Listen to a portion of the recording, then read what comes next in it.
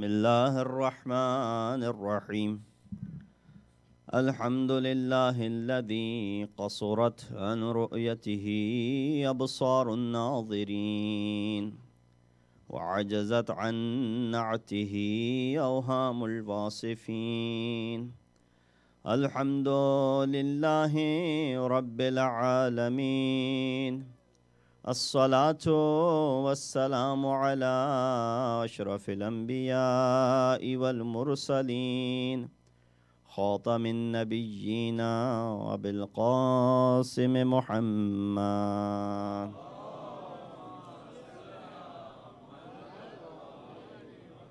وأهل بيته الطيبين الطاهرين المعصومين الذين أذهب الله عنهم الرجس وطهرهم تطهيرا.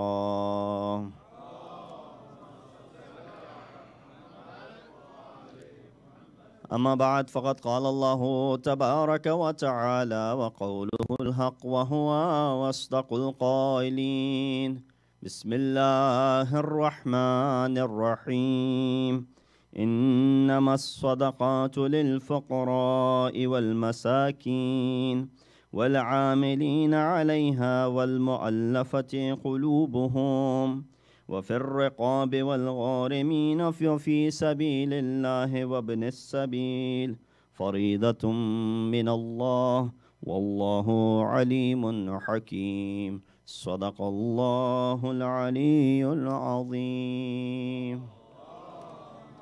صل على محمد. السلام عليكم ورحمة الله وبركاته. One of the most important acts of ibadat, which is neglected and could be considered to be amongst the most forgotten worships, is the act of giving. And when it comes to giving, we see that Islam has prescribed there is wajib giving and there's mustahab giving. When it comes to things that are wajib upon us to give, we find in the form of zakat and in the form of khums. Mustahab we find in the form of sadaqah, qardul hasana, and so on and so forth. But unfortunately, it seems like because they are further down in the list of furu'udeen, they are neglected and there is less importance that is paid towards them. A lot of time people are unsure of the ahkam pertaining to zakat and khums. In fact, some of us believe that Shias don't believe in zakat. There's no concept of zakat as far as the Shia madhab is concerned. Only Sunnis pay zakat, Shias only pay khums. And when it comes to the discussion of khums, we see that even Shias, they're unaware of the concept of khums. Or when they're aware of the concept of khums, they are unsure who to give it to because they do not rely the person who's collecting it. And therefore, there are a lot of ambiguities that exist in that regards. Inshallah, tonight's discussion will be pertaining to the two most forgotten acts of ibadat, and that is zakat and that is khums. And inshallah, towards the end, as there will be fundraising as well, we will touch a little bit upon sadaqah as well. But first thing first, if you look at it, that we read in the history of Islam and the ayat of Quran also back up this claim. This historical fact is well known that there were many folks, while the battles were going on, as soon as they saw that their party was about to be defeated, they fled the scene. And so running away from the battlefield is actually considered to be an act of sin. Quran talks about it, blames those people who, when they saw that it was turning against them, they felt the need to save their lives, and they fled, and they left Rasulullah by himself. On other occasions, we see that people did not follow the instructions of Rasulullah properly and left the place that they were situated at to go ahead and collect the booty of the war, the ghanaim-e-jangi, in order to go ahead and benefit because they saw others were benefiting from it. When we read about the history of these people, again, we condemn them with all our means because Quran condemns them. And we look at them and we sometimes make a mockery of them as well, because history goes on to explain to the extent that some of these people, when they were coming to the war, they would clean the path in case they had to run back, because you don't want to fall and stumble over stones and pebbles if you have to run back. So from the very beginning, they had this idea of running back and fleeing the scene if need be. We make a mockery of these people, and rightly so, and we laugh at them. But when we look at our own state, we say that when you look at furu'ideen, it starts from salat, saum, hajj, zakat, khums, jihad, amr bil ma'ruf, nahi anil munkar. That jihad is situated on the 6th place when it comes to furu'ideen. These people, no doubt, were doing something which is condemned by Quran and is a sin.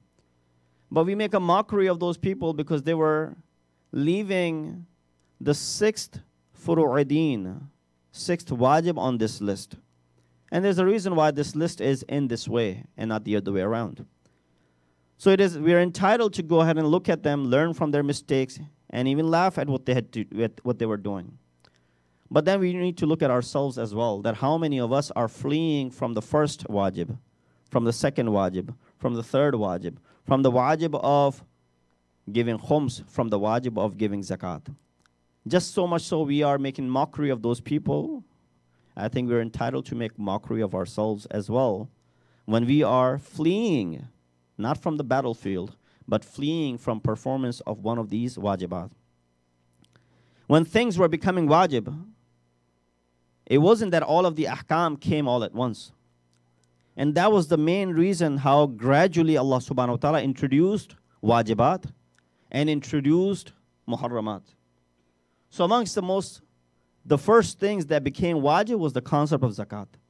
That even when the Muslimin were in Mecca, although they were in very few in numbers, zakat had already become wajib. Although they were few in numbers, they would give zakat and it would be dispersed amongst themselves to go ahead and benefit. But then later on, when Muslim Ummah and the Islamic government was established in the city of Medina and so on and so forth, it became, and the ayat of Quran was revealed, making it sure that there will be collectors of this zakat so that it is dispersed and used properly for the projects that are mentioned inside Quran as well as the riwayat of Ma'sumin. Similar thing goes for as far as the muharramat are concerned. That things became muharram or haram rather, gradually and not all at once. It wasn't from the very beginning of the days of Islam that all of the wajibat and haram that you and I, wajibat that we perform and haram that we refrain from, were there from the very first day when Islam was brought on. When the first ayah was revealed onto the Prophet. When Prophet proclaimed, today we're going to start following this religion, on today Islam has been revealed unto me. No, not all of those things became wajib all at once. And once again, you and I understand this phenomenon. When we are trying to teach someone something, it always is helpful when we teach them gradually, not all at once. If a newcomer comes into the realm of Islam, don't expect them to pray 5 times a day. Don't expect them to make all the fast of the month of Ramadan. Don't expect them to do many of these wajibat, give khums or zakat, because it'll take time for all of these things to settle in. I don't know if you've heard that story of a man who became Muslim.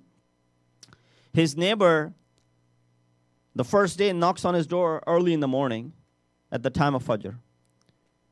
He wakes up. He said, "What's going on?" And he said, "It's time for Salat. We have to go to masjid." He gets ready because he's a new Muslim. He does not know the norms. He gets ready. And he comes to masjid with him. They perform the nafilah, then they perform the wajib. They performed the ta'qibat. And now this man wanted to come back home. His friend said, no, it's not advisable to leave musalla until sun rises. So he sat with him. While they were sitting, he said, let's do something so that we're not wasting this time. We can recite Quran, we can recite dua, and so on and so forth. All that time was passing. He said there's a salat which is recommended for time between sunrise and dhuhr. And then he was advising him on the ahkam of Islam. until it was almost time for Dhuhr prayers. He said, let's pray Dhuhr and then we'll go. When they performed the 8 rak'at of the nafila and then the 4 rak'at of Dhuhr, they performed the taqibat. The guy said, I mean, there could be some other thing. I'm trying to stretch it as much as possible, just to make it interesting. I said, let's stay because Asr time will be very soon. Remember, Prophet, whenever he would lead salat in the masjid, he would lead it, 5 times. And then at leisure sometime, he prayed combining the prayers because it was easier. Sometimes when he was traveling and sometimes even without the travel, Prophet would go ahead and combine his prayers. So there's no discrepancy as far as that is concerned. So he made him stay until Asr. And then it says only a few hours left until sunset. And then it was Maghrib. And then it was Isha. Then this poor guy, first day being a Muslim, ended up spending the whole day in masjid. Finally, they get to go home. He gets home, gets some rest, sleeps, because the whole day was gone in masjid. The next morning, the same routine. The guy knocks on the door. He said, brother, wake up. We have to go for Fajr. He's like, you can keep this religion to yourself. I don't want to be part of such religion, which wastes all of my day. Na'udhu billah. You're performing namaz. You're performing salat. You're doing dhikr of Allah. Even Allah says to His Prophet, in Surah Muddassir and Surah Muzzammil, قُمِ اللَّيْلَ إِلَّا قَلِيلٌ. O Prophet, perform salat, but little bit, not too much. We don't want you to get sick. We don't want you to get tired performing this namaz. To Prophet even, let alone all of us. He said, I got other things to do. I got family. I got a business to run. I got to feed my family, put food on the table. If Islam means that I spend all day in masjid, then this Islam belongs to you. I don't want to be part of this religion. So if you and I expect these newcomers who just walked into the realm of Islam to be able to practice the norms of azadari the way you and I do, then you'll watch them run away. You got to gradually teach them. And I'll tell you a story, which is a true story, because it happened when I was in Qom. We were studying our madrasa known as Jamatul Mustafa, under that, Madrasa Imam Khomeini. And they brought 35 Chinese students there. Now, these were already Muslims. They were Sunni Muslims. They recruited them and they brought them to Madrasa Imam Khomeini. And obviously, they had already learned Arabic. They knew Arabic. And they were already studying in the Hawza of Ahl Sunnah, and so they knew a little bit of it. When we recited Ziyarat Ashura, and that Ziyarat Ashura, which has the la'an on, notable personalities who played a key role in Karbala, may Allah have la'nat on all of them, that we see that these people, even you and I might not know what is being said in Ziyarat Ashura sometimes, but they knew. They were sending la'nat on Shimr, la'nat on Amr Saad, la'nat on Yazid, and la'nat on Abu Sufyan, la'nat. All of these people were being cursed because this is a part of Ziyarat Ashura. Right away, they were offended. They said, how can you curse? Well, as far as Shimr and Yazid and these people are concerned, they were fine. But when you attacked Abu Sufyan and Muawiyah right away, they had reservations. So they complained. Now, some of us obviously said, it wasn't our call, but our mudir, the principal of our madrasa, he said, let's stop reciting Ziyarat Ashura. A lot of people felt, why should we give in? If some Ahl Sunnah, Chinese Ahl Sunnah, are offended by it, let it be. Why should we stop that practice of ours, which has been mentioned so heavily and recommended so much? Some felt that way, but we had nothing that we could do. It was the principal's call. So we stopped it. The effect of stopping it was that 6 months down the road, these very students were standing with us and reciting Ziyarat Ashura. Oh, son. If we had continued at that time, being stubborn about it, we would have remained stubborn and they would have kept on being offended. But they studied, they learned, They figured out the reality. They joined our hands in performing and reciting Ziyarat Ashura and saying all of those words that are part of Ziyarat Ashura. Wouldn't you rather have a person change his heart down the road and be part and accept it wholeheartedly than shun this person away? This is how we need to treat those who walk into the realm of Islam. Treat them this way. Don't impose everything upon them. If they come to majalis and they don't know the norms of majlis, they don't know that they have to do matam, they don't know they have to do this, they have to do that, teach them, groom them, because they have no idea. They're just coming in. Don't just shun them away. This is how you go ahead and treat newcomers. And that's how Islam actually came. Islam did not come and made all of these wajibat all at once. Zakat was one of the things which became wajib from the very beginning.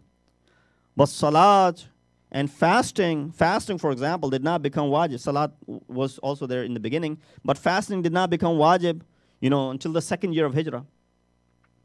Or other wajibat did not become wajib further down the road. Hajj, for example. So these wajibat came gradually. Similarly, some of the haram, they were not haram all at once, because the Arabs at that time in Arabia, they used to perform those things, and it was norm of their society. For example, alcohol, consumption of it was a normal thing for them. Allah did not come down and say, or Allah did not send down the wahi saying, it's haram for you to drink. If you read Quran, you see how gradually and systematically the hurmat of alcohol became implemented. It was implemented gradually. First, the ayat came and said, "La taqrabu salat wa antum suqara." Do not approach the prayer while you're intoxicated. I remember whenever I see this sign on the road, "Don't drink and drive." I said, just don't drink. Why are you giving them an option of drinking so that they will be driving sometimes while drunk? So I remember this ayat. La taqrabu salat wa antum sukara. Hatta ta'lamu, until you know what you're saying, right? Because when you're drunk, you don't know what you're saying. How are you going to pray salat like that? He said, La taqrabu salat. Do not approach the prayer. So all these riwayat then came out. Prophet said, yes, the one who drinks sharibul khamr, his salat is not accepted for 40 days. And this happens and that happens. So you can't drink and come to prayer. In other words, Islam was saying, I'm just presenting in my words, that drinking is still legal, but you can't pray while you're drunk. You can't pray while you're intoxicated. This was the message. What else do you get from this message? La taqrabu salat wa antum sukara. Do not approach the prayer while you're intoxicated. Nowhere does it say that it is haram. This was the first message that was sent to these people. So they started feeling, okay, if we drank and then now we can't pray. So they were missing out on the salat. When they were missing out on the salat, they gradually started to realize that this is not how it's going to work out. And then Prophet started mentioning those ahadith, how sharibul khamr, his salat is not accepted for 40 days, so on and so forth. They gradually stopped drinking. Once that happened, ayat of Quran was revealed. What was the ayat of Quran? It says, إِنَّمَا الْخَمْرُ وَالْمَيْسَرُ وَالْأَزْلَامُ وَالْأَنْصَابُ. All of these are what? رَجْسُمْ مِنْ عَمَلِ الشَّيْطَانِ. These are all filthy actions, which are actions of shaitan. فَاشْتَنِبُوا. فَاشْتَنِبُوا means what? Fail amr in Quran is wajib, or implements haram. It says stay away from these things. Now you're totally being told to now refrain from drinking and refrain from any intoxicating object. I don't know about this society, but unfortunately, this is something which is now becoming a norm in our Islamic societies. Intoxication, usage of drugs, usage of alcohol. Hopefully, this is not something which is a problem in this community, but unfortunately, it is in many areas. So we see that how gradually Islam eradicated this filth and this concept so that people will start worshiping. Similarly, when we look at some of the wajibat, such as the obligation of Hajj, that Hajj is a wajib, which is probably after fasting, even bigger than fasting. It's one of the most important or the most difficult of the ibadat. Because it takes a toll on your body, physically, mentally, It requires financial, paying. It's not, salat, namaz does not cost you any money. Fasting does not cost you any money. But Hajj will cost you a lot of money. And especially these days, the prices are skyrocketing. $8,000, $9,000 to perform Hajj. But nonetheless, this is why this ibadat is only wajib if you are capable. If you have istata'at. If you don't have istata'at, then obviously this wajib is not obligatory. So there were many people in the world, amongst our maraji rather, I read about Ayatollah Marashi Najafi, Shahabuddin Marashi Najafi, who was marja taqlid of his time. Those who have visited Qom, they probably visited his graveyard as well, or grave as well, that he's buried in Khiyaban Iram, that, books, his maktaba, his library, one of the biggest as far as the manuscripts are concerned. But he said, I was never capable of performing Hajj. I didn't have the istita'at. And that's why he said, I always had difficulty giving fatwa in regards to the ahkam of Hajj.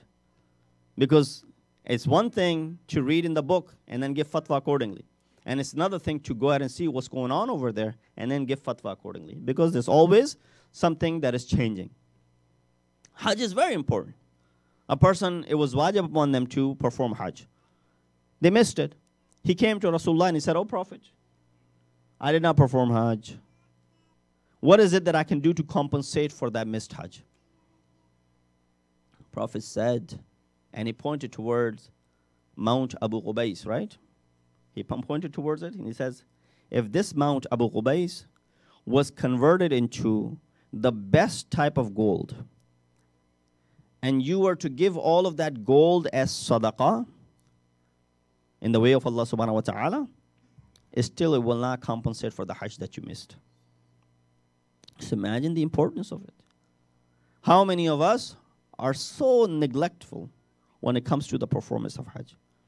We said delayed. Hajj should be done when you're almost ready to leave this world. Hajj should be done when you have done all that is to be done in the world, in your life. Enjoy your youth years. Accumulate, na'udhu billah, as many sins as possible. Go to Hajj, because it says when you go do Hajj, what happens? You're like a newborn baby. All of your sins are washed away. And that is true. The hadith is there. That when you go to Hajj, it is as if all of your sins are washed away. And you're a newborn who has nothing as far as haram is concerned. Your good deeds are still there. But as far as the haram is concerned, that is no longer the case.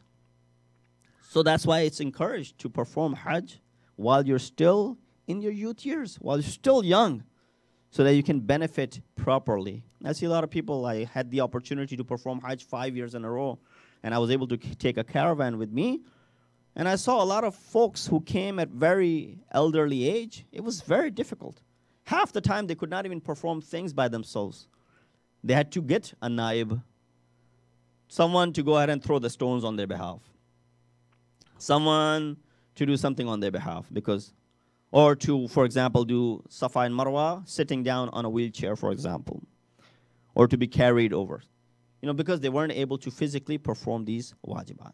So it is important while you're still young, and even those who have gotten gray hairs, but they're young by heart, to still go ahead and make this opportunity. If it's wajib on you, go ahead and perform this. Sallu ala Muhammad wa ali Muhammad.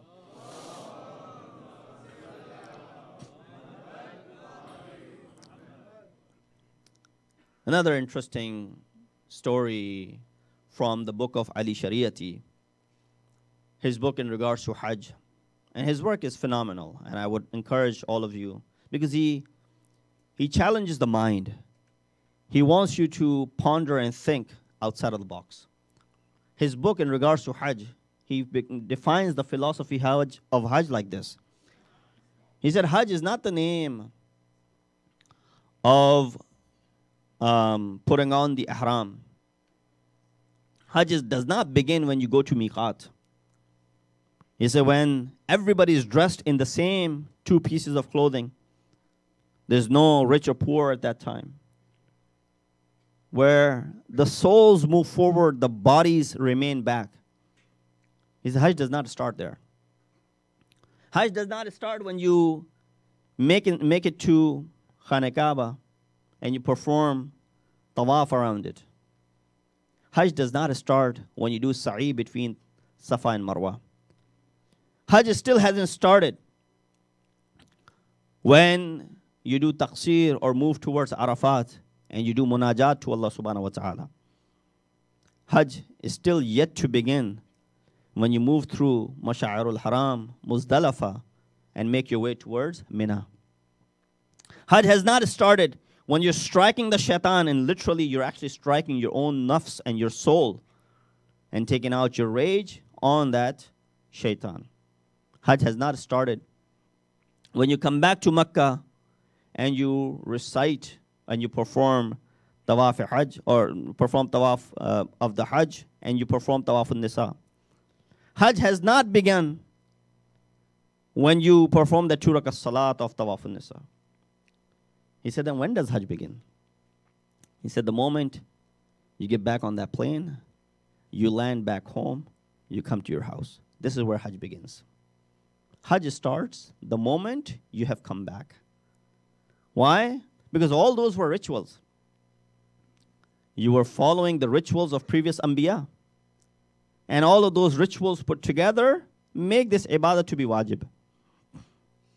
But the actuality is that was that ibadah was able to bring reform into you? That when you come back home, how do you treat people now? How do you deal with people? How do you address people? What is your relationship with your family?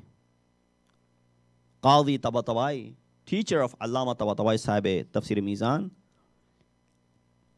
he said a person came to me and he asked, Salawat bhej Muhammad wa ala Muhammad.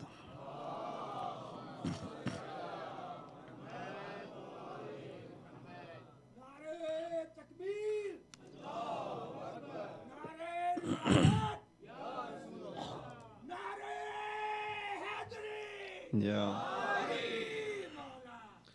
He said Hajj does not begin when you do all of these things. Hajj starts when you come back home.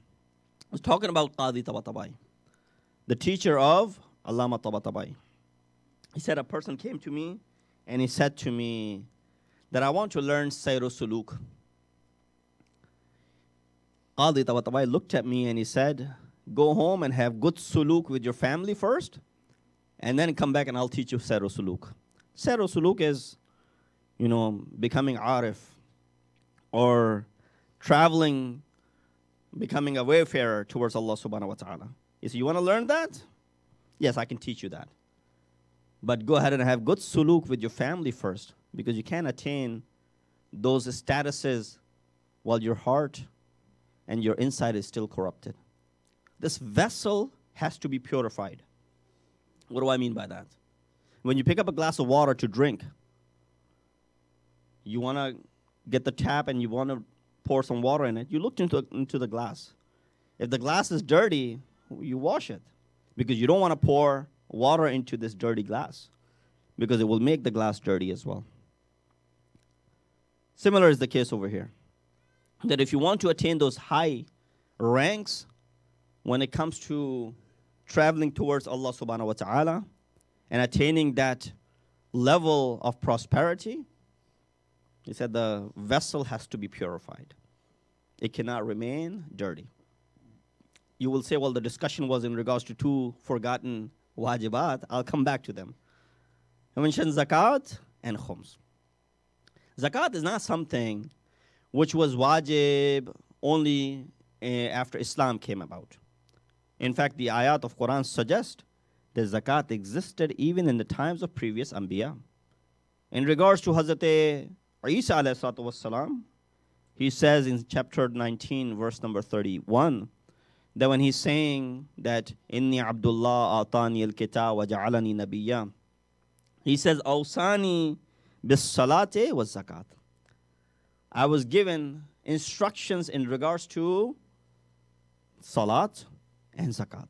So that means zakat in any form of shape, existed even in the time of Hazrat Isa alayhi salatu wassalam. So the concept of zakat must be in Christianity as well. We read in regards to Hazrat Musa alayhi salatu wassalam, it says, وَإِذْ أَخَذْنَا مِيثَاقَ بَنِي إِسْرَائِيلَ وَأَقِيمُوا الصَّلَاةَ وَآتُوا الزَّكَاةَ. أَقِيمُوا الصَّلَاةَ وَآتُوا الزَّكَاةَ. That pray, establish the prayer, and give the zakat. So it existed even in the time of Hazrat Musa alayhi salatu wassalam. We should go ahead and study that if Jews believe in such a thing or not, because according to Quran, it existed in their time as well. The interesting thing is that wherever you look in Quran, you find these two things together, salat and zakat. And that's why a lot of our people question, how come our ulama do not emphasize about zakat? They emphasize a great deal about khums, but they don't emphasize that much about zakat. Why is that? Well, Quran is filled that wherever it says aqim as-salat, it says what is zakat. Wherever it says aqim as-salat, it says atu zakat. Wherever it says aqamu as-salat, it says atawu zakat. Wherever it says yuqimuna as-salat, it says yutuna az-zakat. Salat, zakat, so much. Never do we find khums. Aqimu salat, atu zakat, and atu khums as well. No, we don't see that. So how come our religion does not emphasize that much on zakat? Does that mean we don't have to pay? No, there are different explanations that have been given. Many of these verses, which are coupled with ayat of Quran which says salat, and zakat comes right next to it, this zakat is not necessarily reflecting towards that wujub of zakat.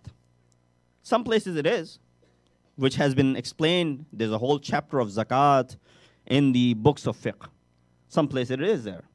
But in some places, this word zakat merely refers to the connection of people with other people. Aqimus salat is your connection with Allah subhanahu wa ta'ala. Wa atu zakat is your connection with other people.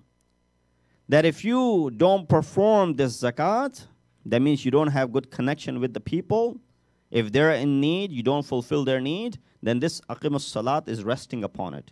This will not be fulfilled. This will not be taken care of. And that is the reason many places, these two things are coupled together and they go hand in hand. But that does not mean that we are oblivious of zakat. That's not the case. There's a whole chapter in the books of fiqh that you find in regards to zakat, which mentions fine details of zakat.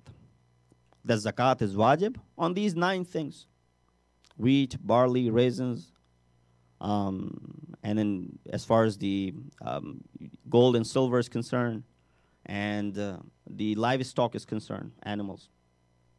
9 things altogether. If you are, for example, growing one of these crops, then obviously you will be paying zakat. If your gold and silver is minted and being used as monetary or trading purpose, then you will be paying zakat on that.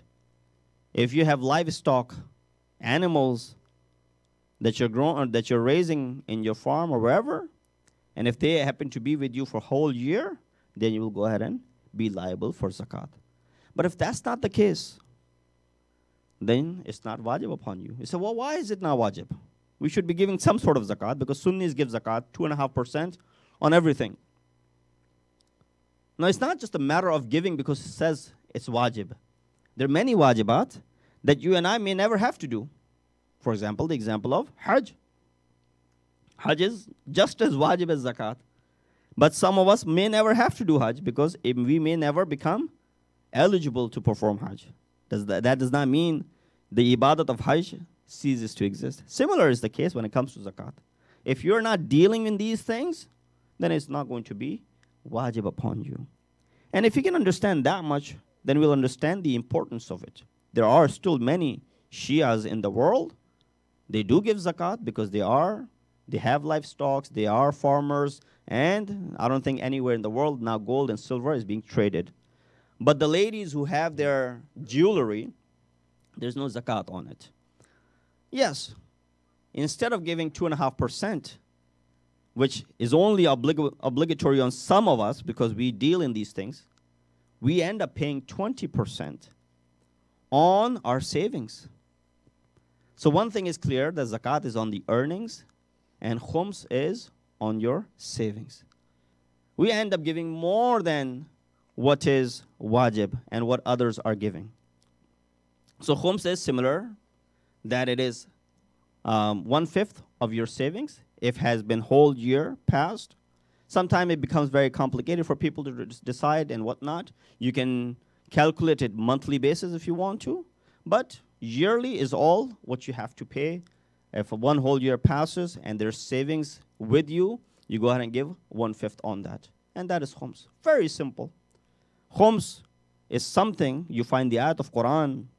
It says, وَعْلَمُوا أَنَّمَا غَنِمْتُمْ مِنْ شَيْءٍ فَأَنَّ لِلَّهِ خُمُسَهُ وَلِلرَّسُولِ وَلِذِي الْقُرْبَى وَالْيَتَامَى وَالْمَسَاكِينِ وَابْنِ السَّبِيلِ. That, remember, if something reaches you as a ghanimat, so the savings is a ghanimat to us because we don't expect savings, but we end up having savings. You did not expect this money to come to you, it came to you. Someone gave it to you, for example. Whatever the means is, there's a bonus right there. You get this bonus. That's a saving. That's excess in your wealth. Right away, what happens? There's wujub of khums upon it. Likewise goes a lot of these retirement funds that we have. Hopefully, after listening to all of these things, people don't start get up and leaving, that this guy is going to take all of our wealth away. No, there's a purpose behind it, why Allah has made these things wajib. Because He wants to break this capitalist society that we are part of. Capitalist society only wants to make rich more rich, while the poor remain at that same level. Islam does not want that to happen. It wants to stabilize the wealth so that the poor are getting their share. Yes, rich, they've been bestowed more. They say, why would I say, I earned it with my hard work. This poor guy, he should have worked harder. Well, that's not the case. Never should you say that I earned it myself. You will become Qarun, who said the same thing. All of this is from me. Allah had no role playing in this, no. Allah bestowed more favors onto you, therefore you had more. The fact that you have more now, this is where Allah checks your hearts. Hearts, that is, if you're able to detach this from you. What does that ayah say? لَن تَنَالُوا الْبِرَّ حَتَّى تُنْفِقُوا مِمَّا تُحِبُّونَ. You will never be able to attain highest of the virtues until you spend part of what you dearly love. And therefore, khums sometimes it's very difficult to detach. You have $5,000 in savings, 1,000 going toward khums. And then you have worries, is it going to the right place or not? That's not your concern. It belongs to Allah and it belongs to Rasulullah. And it is the haqq of Ahlul Bayt. In the absence of Imam, it has been delegated to those 4 nawab of Imam in the Ghaibat al-Sughra. And in the Ghaibat al-Kubra, it belongs to all of the Maraji, Jami' al-Sharaid. If this is something which is taken care of properly, khums is paid, zakat is paid, and there's numerous effects of it. Zakat, for example, is something which could be given to non-Muslims as well, according to the ayat of Quran. مُؤَلِّفَةِ قُلُوبُهُمْ وَزْوُ. Those who you do taliful qalb, they might not be proper Muslims, or they might not be Muslims at all, but to bring their hearts close, you give them zakat. And zakat does not mean that it only belongs to the poor. You know, Allah is not in need of this money, first of all, and does not enjoy taking it from the needy, taking it from the rich and giving it to those who are poor. This is something which could happen to even a rich person. A rich man who was rich up until now, but he's a traveler. That's what? He lost all his belongings. You know, his pocket was picked or his luggage was stolen. Now he's stranded in this remote area. He's got nothing. We can give our zakat to this person who might be rich in his own hometown. So not necessarily that it belongs to the poor and the needy. Same thing is with khums. That it is something which is the haqq of imam. You know, a lot of people, and I'm sure your level of history is very high, that we study fadak. That what happened to fadak? What was fadak? It was a gift that Prophet had given to Bibi Fatmatul Zahra salamullahi alayha in her life. And then there were people who usurped, ghasib, those who usurped that right of Janab Sayyidah. They said, no, prophets do not leave any wirathat. While she's reciting ayat of Quran, how Dawood received from whom, and how Zakaria received from whom, and all these ayat, they said, no, prophets don't leave any wirathat. When we look at those people and we say they were usurpers of the right of Janab Sayyidah, I think we should also treat those who fail to pay, which is the right of Imam of our time. And that is the khums.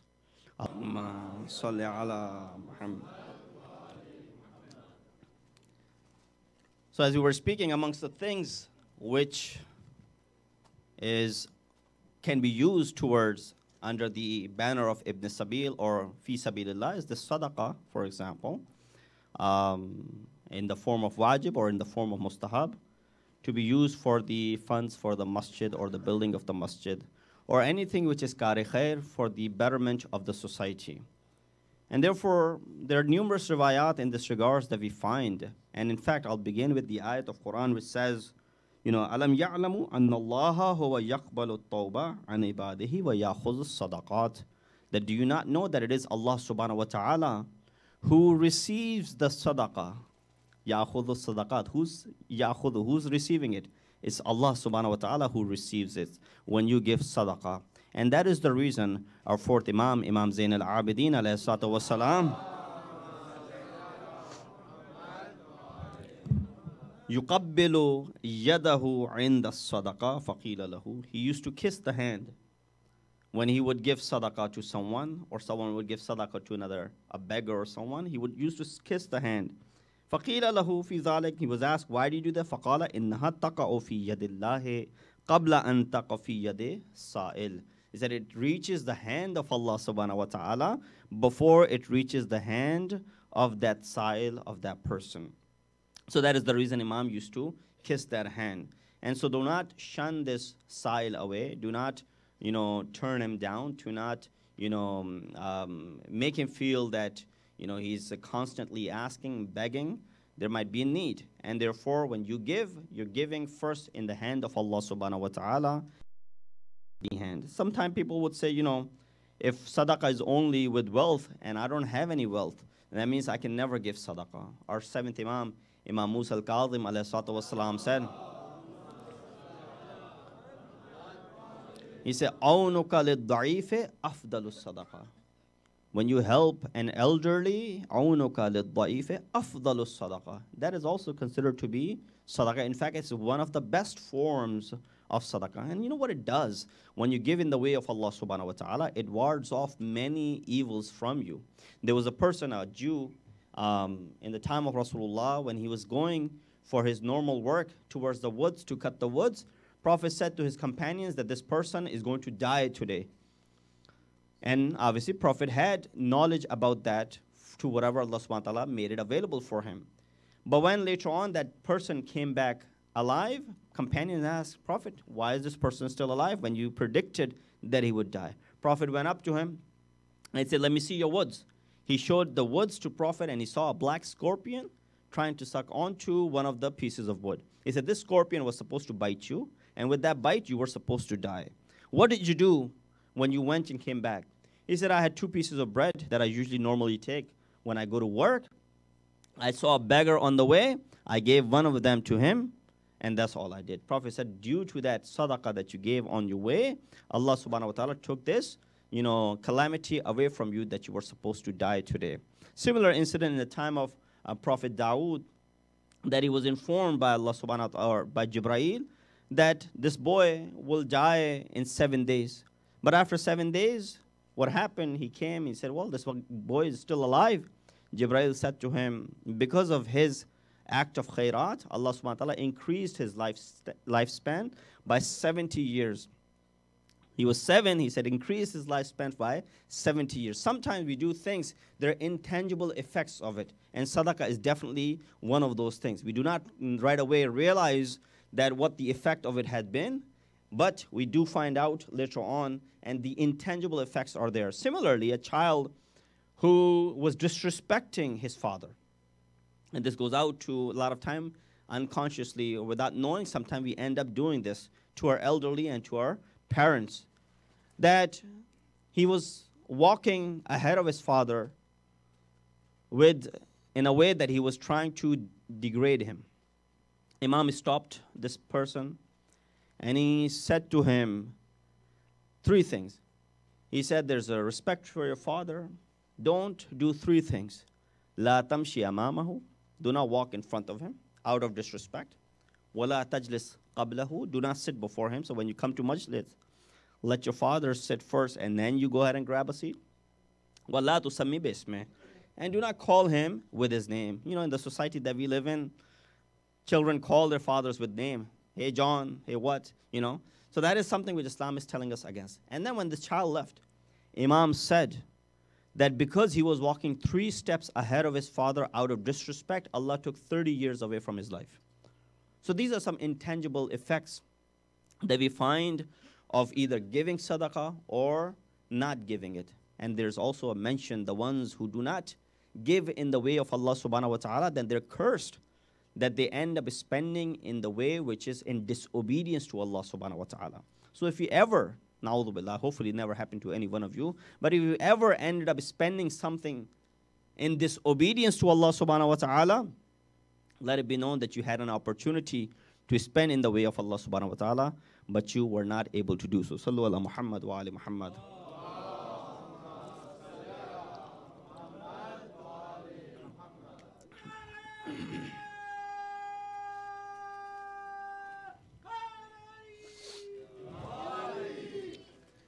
And as I said, giving sadaqah sometimes is through your money. And that's why that ayat of Quran said that indeed, the ayat that was recited, إِنَّ اللَّهَ اشْتَرَى مِنَ الْمُؤْمِنِينَ أَنفُسَهُمْ بِأَنَّ لَهُمُ الْجَنَّةِ.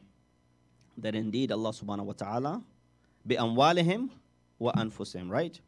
So sometimes it's your wealth that serves. And sometimes it is your nafs. Allah hasn't tested us with our nafs yet.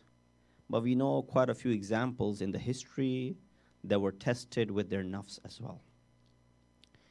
And I'm referring towards Karbala.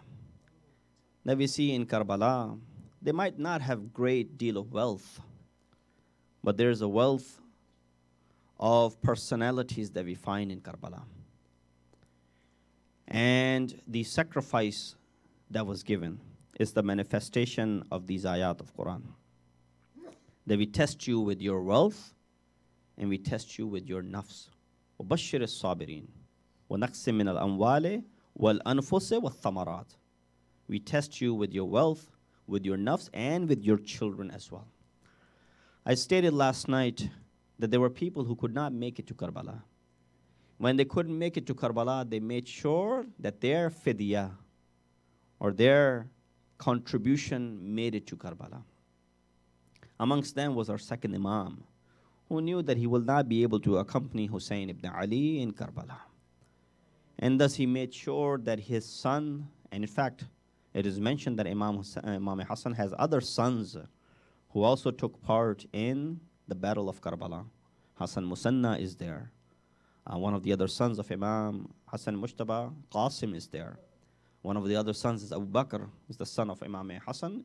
So these are different sons that are there in Karbala. But Qasim is someone whom we find to be the most prominent of all of them. Let me take you to that night of Karbala, the night of Ashura.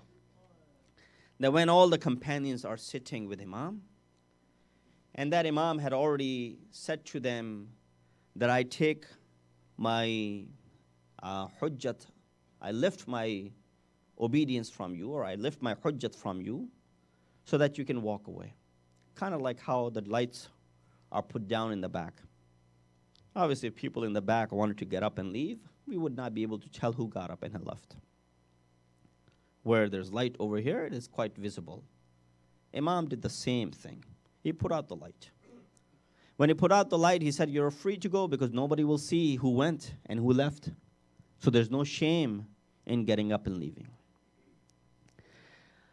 But I guess Imam knew when he put the light back on, when he lit that chirag, what happened?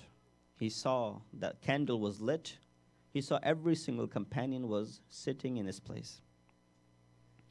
Zuhair ibn Qayn, one of the richest men of that time, who was walking ahead of Imam's caravan after having done Hajj.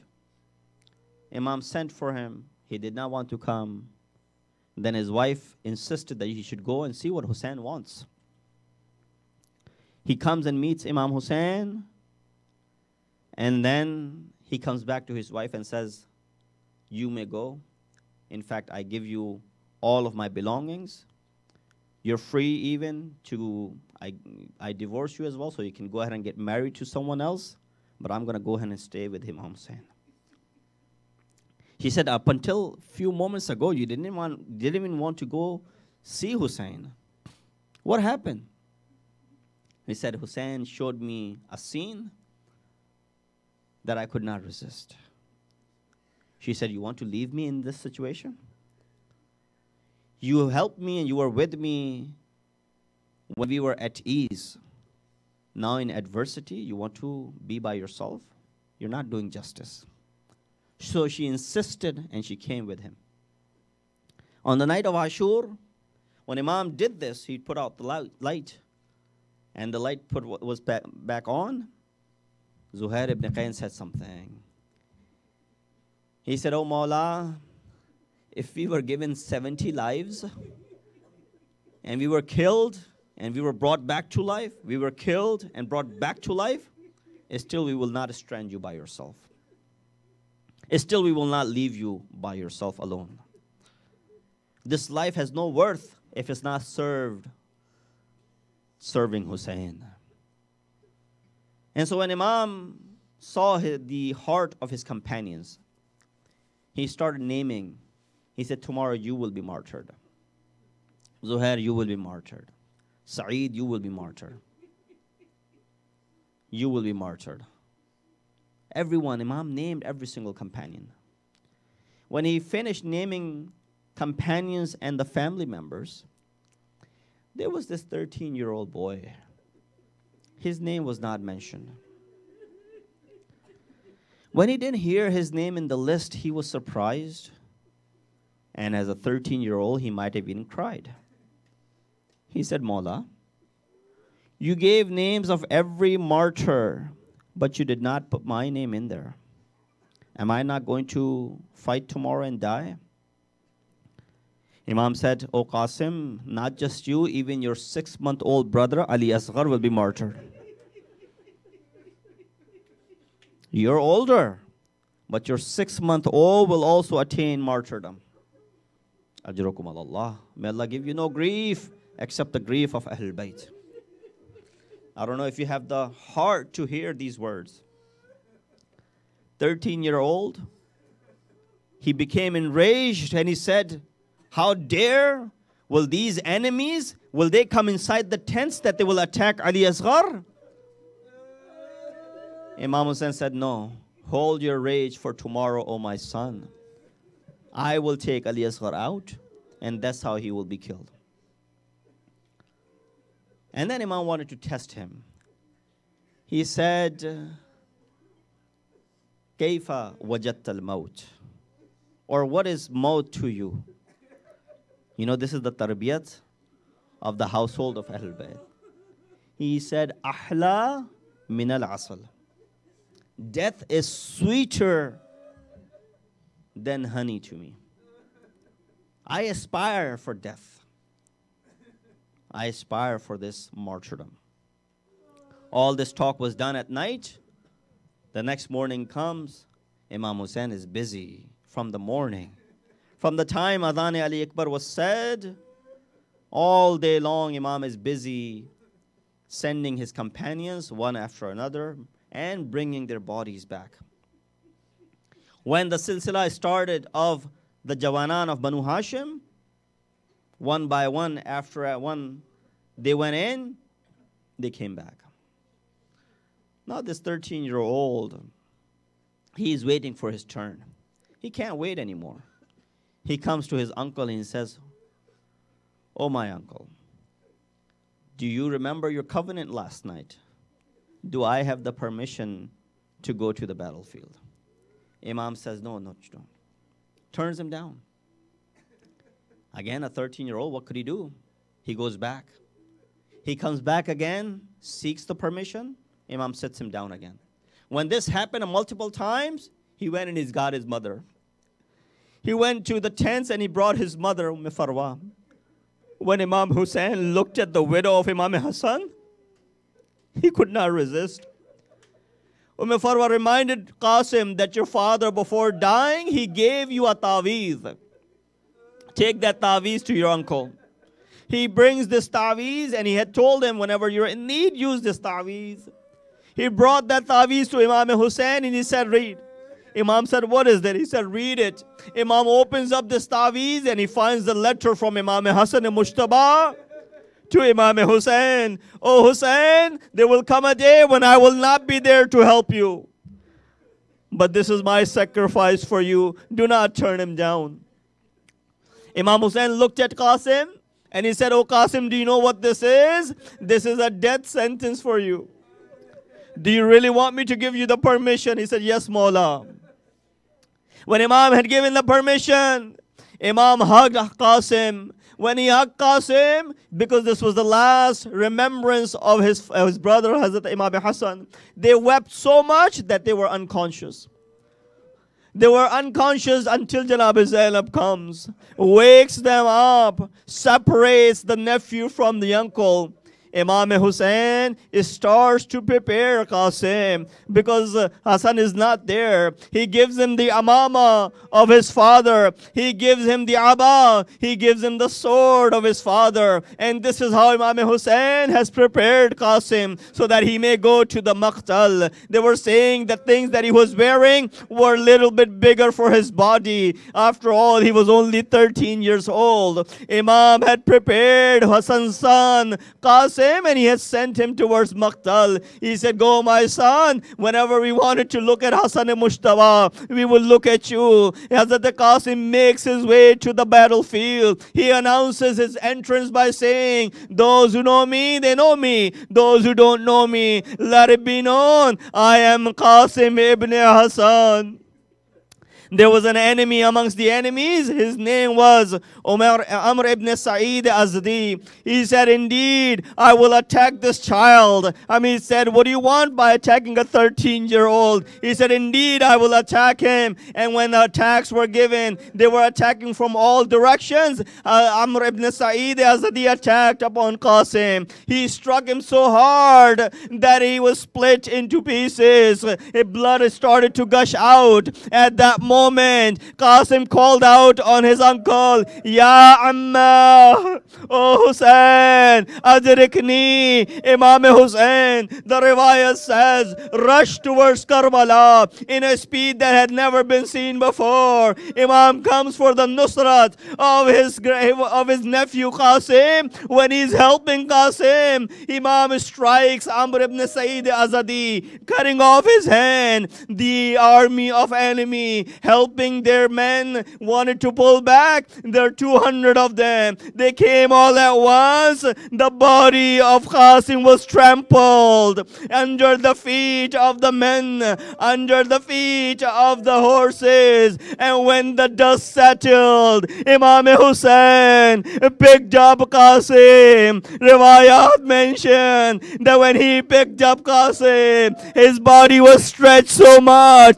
that his feet were dragging on the ground. But some riwayat say that his body was in 2 pieces. Imam pulled out his abba, gathered the pieces of Qasim and brought it back to Ya Hussein.